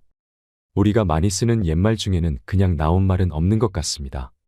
제 이야기를 들려드리자면 얼마 전에 고모부가 재혼을 했습니다. 그런데 이 과정에서 자식들 반대가 정말 심했습니다. 고모부 재산이 어느 정도 있었거든요. 근데 자식들이 명절 때도 거의 찾아올까 말까 하고 평소에 연락도 통없는데 내가 나중에 아플 때 이 아이들이 나를 돌봐주고 지켜줄 수 있을까 이런 생각이 들더랍니다. 설령 내 돈을 보고 여자분이 나한테 왔다고 할지라도 죽을 때 내 옆에 있어줄 사람이라고 생각하니 결정이 쉽더라고 하더군요. 어쩌면 이것이 정말 현실적인 문제가 아닐까 합니다. 그래서 나이 들어서는 자식 눈치 보지 말고 사시는 것이 좋습니다. 자식에게 부담 주지 않는 선에서 그냥 내 인생을 멋지게 살아가시면 되는 것입니다. 나의 행복은 자식이 만들어주지 않습니다. 또한 나의 고통도 자식들이 대신해 주지 않습니다. 행복도 고통도 내가 만드는 것입니다. 우리가 잘 죽기 위해서 꼭 선택해야 하는 최후의 결정이 있습니다. 80세 정도가 되면 많은 사람이 마지막 준비로 고민하게 됩니다. 제가 딱 한 가지만 조언한다면 남은 돈이 있다면 내 한 몸 누일 공간과 먹고 살 수 있도록 마지막을 준비하라고 합니다. 남을 돕는 것도 좋습니다. 하지만 내가 노후에 남에게 손 벌리지 않고 민폐 끼치지 않을 정도로 생활할 수 있도록 준비도 하셔야 합니다. 거듭 말하지만 자녀에게 돈을 물려주는 일은 권하지 않습니다. 차라리 자기가 모은 돈은 자기가 다 쓴다고 생각하는 것이 더 낫습니다. 노년에 내 존엄한 삶을 유지하는 것은 자식이 아니라는 것입니다. 죽음에 이르는 길에는 두 가지가 있습니다. 하나는 행복한 길로 마지막에 괜찮은 인생이었어 고마워라며 만족하며 가는 길이고, 다른 하나는 불행한 길로 아 어쩌다 이렇게라며 후회하면서 가는 길입니다. 가장 중요한 것은 노화를 받아들이고 지금 할 수 있는 일을 소중히 여기는 삶의 자세입니다. 이것이 행복한 노후와 불행한 노후를 가르는 기준이 됩니다. 행복은 주관적입니다. 즉, 자신이 어떻게 마음먹느냐에 따라 달라집니다. 예를 들면 노화를 한탄하여 이제 이것도 할 수 없고 저것도 할 수 없다며 없다를 되뇌기만 하면서 사는 사람이 있고, 노화를 받아들여 아직 이것도 할 수 있고 저것도 할 수 있다며 있다를 소중히 여기면서 사는 사람이 있습니다. 어느 쪽이 행복할까요? 자식에게 상처받지 않는 5가지 방법을 말씀드리겠습니다. 나이가 들면서 우리의 마음은 쉽게 흔들리고 약해집니다. 자식이 뭐라고 하면 괜시리 많이 섭섭해지지요. 남도 아닌 내 뱃속에서 나온 자식에게 상처를 받을 때는 마음이 더 아프고 힘이 듭니다. 그래서 오늘은 자식한테 상처받지 않고 살 수 있는 방법을 말해보려고 합니다. 자식한테 상처받는 것은 첫 번째로 너무 기대를 하기 때문입니다. 자식에게 기대를 하지 말아야 합니다. 기대가 크면 실망도 큰 법이기 때문입니다. 자식은 내가 비록 낳았지만 내가 아니고 나와 다름을 인정해야 합니다. 자식이 20살이 넘으면 더 이상 내 품 안의 자식이 아니라고 생각해야 합니다. 독립적인 주체로서 이 사회를 살아가는 동등한 인격체로 대우해 주어야 합니다. 이 말을 다시 말하자면 주체적으로 살아갈 수 있도록 해야 한다는 말입니다. 그것이 바로 나를 위하고 자식을 위하는 것입니다. 자식 마음과 내 마음이 같을 수는 없습니다.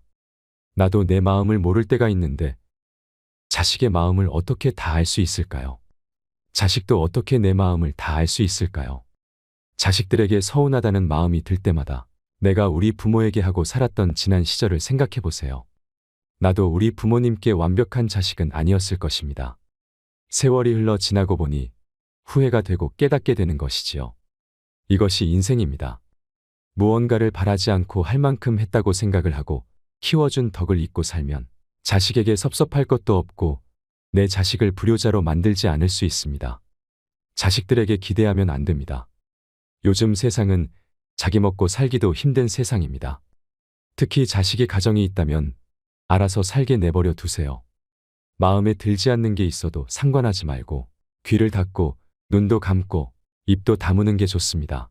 그리고 내 인생을 사시면 됩니다. 자식에게 섭섭하다고 생각 말고 이 힘든 세상에 자신들 앞가림도 못하는 자식들이 얼마나 많은데 그래도 잘 사는 것만으로도 참 고맙다 생각하세요. 그것만으로도 효도하고 있는 겁니다. 두 번째로 남의 자식과 내 자식을 비교하지 마세요. 남의 집 자식은 좋은 직장에 다니면서 부모에게 어떻게 해주는데 내 자식은 왜 이렇나 하고 비교를 하면서 상처를 받는 경우가 있습니다. 남의 자식과 비교하지 마십시오.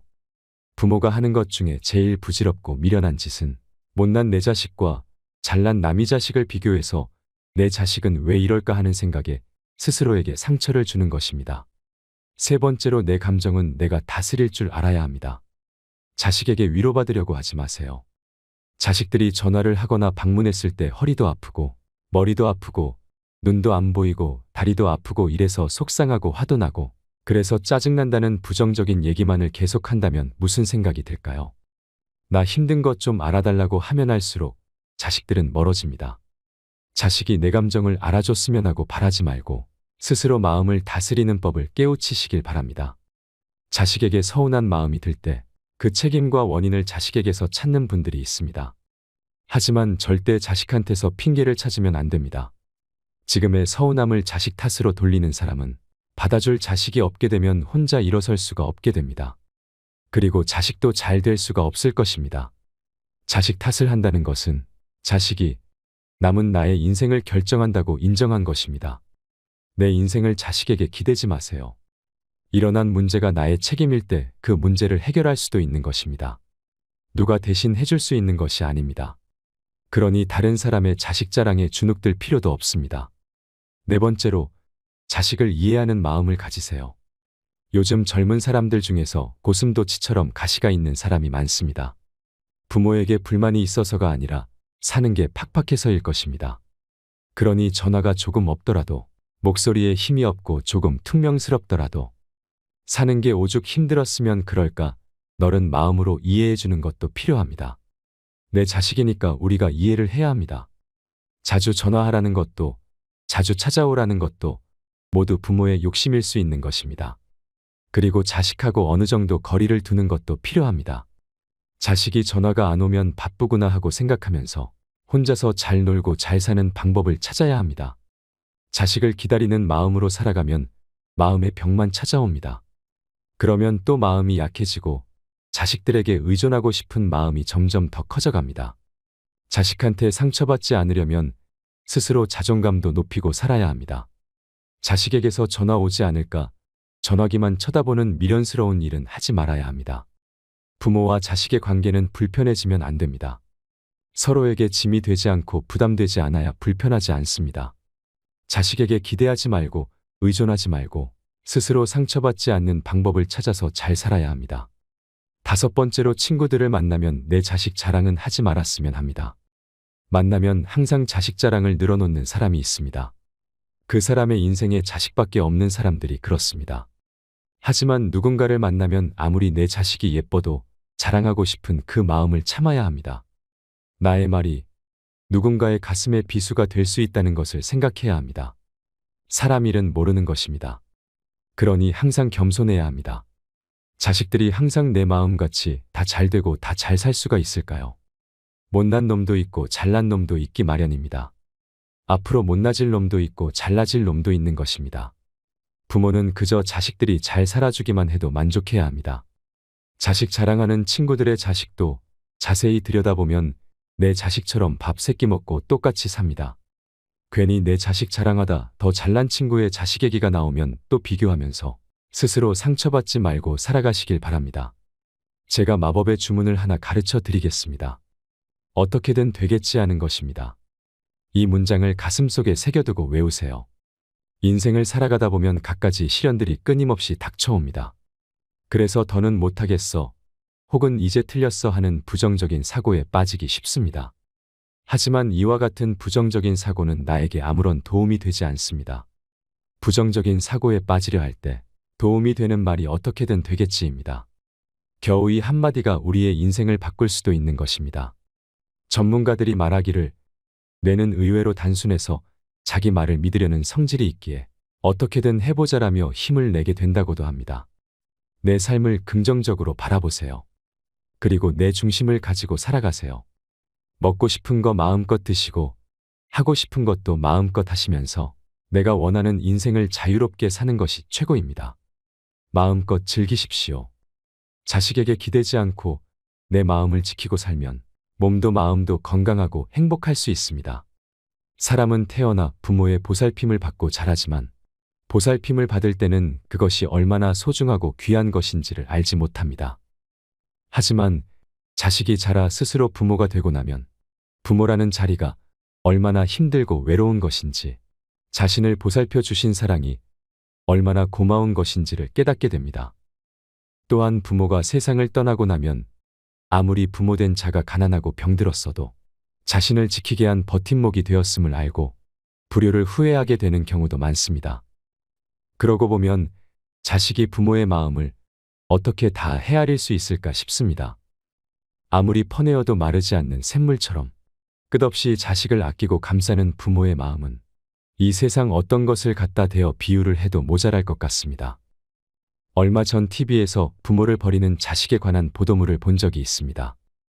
거동하기도 힘들고 병든 아버지를 며칠 동안이나 방치해서 죽게 하거나 고부간의 갈등으로 괴로워하다 중년의 가장이 노모와 함께 생을 등지는 일이나 겉으로 보기에는 한적한 전원주택처럼 보이는 외딴 곳에 그냥 부모를 모셔두면서 사람들에게는 효도하는 척 흉내만 내고 정작 얼굴은 한 번 보이지도 않는 파렴치한 자식까지, 우리 사회의 어두운 단면들에 관한 보고였습니다. 물론 이 사회에는 병든 부모님을 성심껏 모시는 효성 깊은 자식이 더 많을 것입니다. 개인적인 사정으로 요양원이나 요양병원에 모시면서 가슴 아파하고 뒤로 눈물 흘리는 자식들도 많겠지요. 하지만 자식을 버리는 부모보다 부모를 버린 자식이 더 많은 이유는 자식이 부모의 마음을 알기 힘들어서가 아닐까 싶습니다. 그리고 이토록 팍팍한 세상에 자신이 받은 은혜를 다 잊어버리고 혼자 이 세상에 태어난 것으로 여기기 때문은 아닐까요? 젊었을 때 자식을 위해 모든 것을 희생하신 우리의 부모님들은 이제 병들고 지쳐서 총기도 잃어가고 보살핌 없이 살아가기 힘든 약한 존재가 되는 순간이 옵니다. 세월이 더 흐르면 갓 태어난 어린아이와 마찬가지로 끊임없이 사랑하고 보살피지 않으면 금방 시들어버리는 그런 존재가 되기도 합니다. 자식에게 짐이 될까 운동도 열심히 해보고 마음 공부도 해보지만 찾아오는 세월을 거스를 수 없는 것이 우리 인간이지요. 버림받은 부모가 느끼는 가장 큰 슬픔은 앞으로 살아갈 날에 대한 걱정이 아닙니다. 자식에게 버림받았다는 사실, 온갖 정성으로 키워온 꽃 같은 내 자식이 늙었다는 이유로 나를 외면했다는 절망감입니다. 직접적으로 부모를 갖다 버렸다고 해서 그것만 불효가 되는 것은 아닙니다. 같은 집에 살고 있어도 매일 따뜻한 말 한마디, 고운 낯빛 한 번 보이지 않는 것, 부모가 이해하지 못한다고 대화에서 소외시키는 사소하고 작은 행동이 부모의 가슴을 멍들게 하는 것입니다. 이 세상에 늙지 않는 사람은 없습니다. 누구나 생의 끝자락에는 힘없고 보잘것없는 노인이 되고야 말지요. 그런 자신의 모습을 생각해 본다면 지금의 부모를 저버릴 수 있을까요? 부모에게 돈으로 하는 선물, 물질로 보이기 위한 효도가 아니라 진심으로 건네는 따뜻한 말 한마디가 더 소중하지 않을까 싶습니다. 마음에도 없는 선물을 하기보다는 부모님과 눈을 맞추고 손을 꼭 잡아드리면서 사랑하는 마음을 표현해 보세요. 표현할 수 있는 지금이 다시는 오지 못할 가장 소중한 시간입니다. 이상으로 책틀맨이었습니다. 지혜를 쌓는 당신의 오늘이 아름답습니다.